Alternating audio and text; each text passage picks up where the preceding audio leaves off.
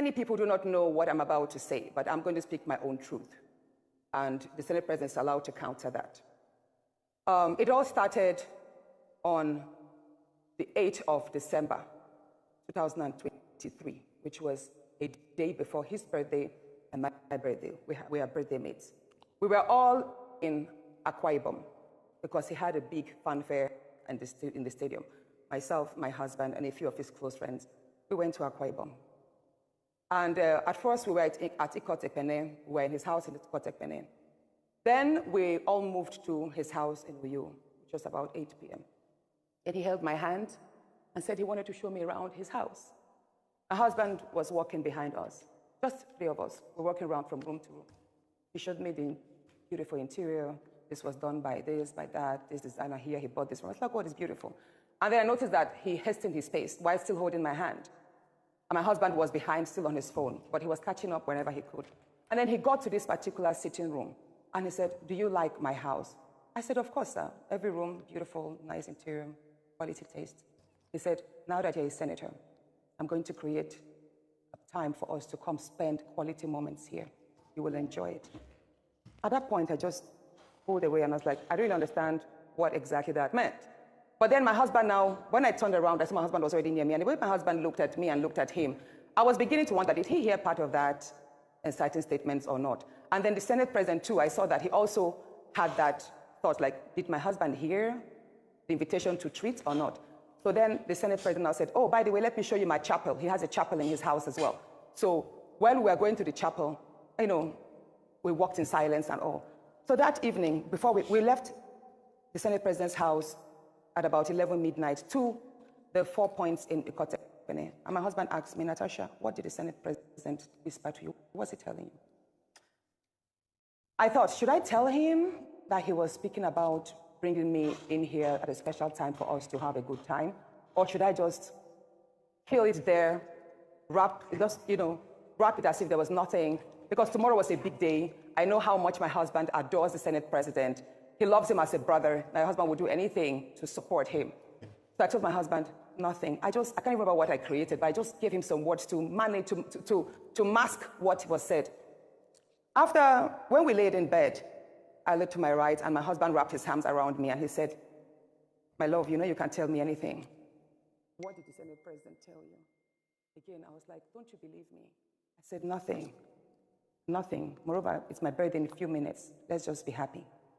Then my husband told me he doesn't want to see me travel out of the country alone, and I should not go to the Senate President's house because he has a guest house where many senators do go there, after office to get approvals and all that. So I told him, okay, no problems. That was it. I thought that was going to be the end. But then, in February, I wanted to move a motion. I wanted to move a motion for the investigation on the ills of corrupt practice in Ajakuta Steel Company. I listed that motion 5 times. It was the 6th time that it was listed on the order paper that was approved. Many senators can testify to that. Each time the motion is listed, just before he takes it, he will say, oh, Senator Natasha, we can't take this motion because the board of the Senate does not accommodate it. Or he will speak on others and then let it drag so that just before the motion is taken, the time will be well spent and won't. So he kept on doing that. I went to him in his office. And I said, Senate President, you know how important this Ajakuta Steel Company to me is. You know how important it is to my people and to Nigerians. I've noticed that you have stepped down this motion. As a matter of fact, a number of senators told me, go and see him and plead with him so that he would take it. I was like, sir, please, why can't you take this motion? It's very important. It's been listed. Then it was listed a 3rd time and stepped down. He then said, Natasha, I'm the chief presiding officer of the Senate. You can enjoy a whole lot if you take care of me and make me happy. At that point, I said, sir, I'll pretend that I didn't hear this. He said, well, the ball is in your court.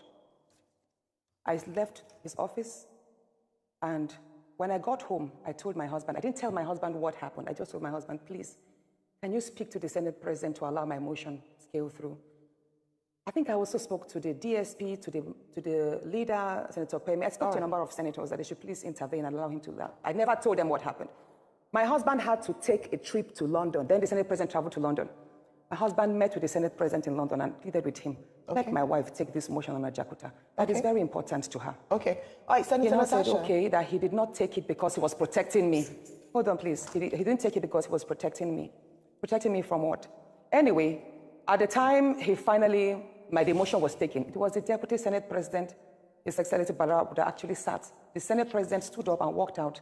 So it was Senator Barau that actually took it. All right, Senator Natasha. And from there, many other incidents happened. Yes, Senator let's Natasha. Talk about the nightclub. Yes. Hold on, let's talk about the nightclub incident. Professor Kila is going to ask you a question. I'm so sorry to have to interject here. But I just want to mention that, and I'm glad you gave the caveat at the beginning of your statement, that this is your side of the story, and the Senate President has the right to defend himself or to counter what happened between you privately. So what I assume, or for what you're saying, is that what happened last week Thursday began from a private conversation, and then you have felt like you've been maligned as a result of you not agreeing to certain propositions, right? Yes. Okay, so what has happened? Yeah, you know the story of when a student keeps being failed. Yes. Please, let me say this, Ayo. You know the situation we see in universities whereby a student is continuously being failed just because she has not slept with the lecturer. That's what I've been facing, in simple terms. Thank you. Professor Kila. That is what I have been going through. Thank you very much, and Professor Kila. Now, moving to, should I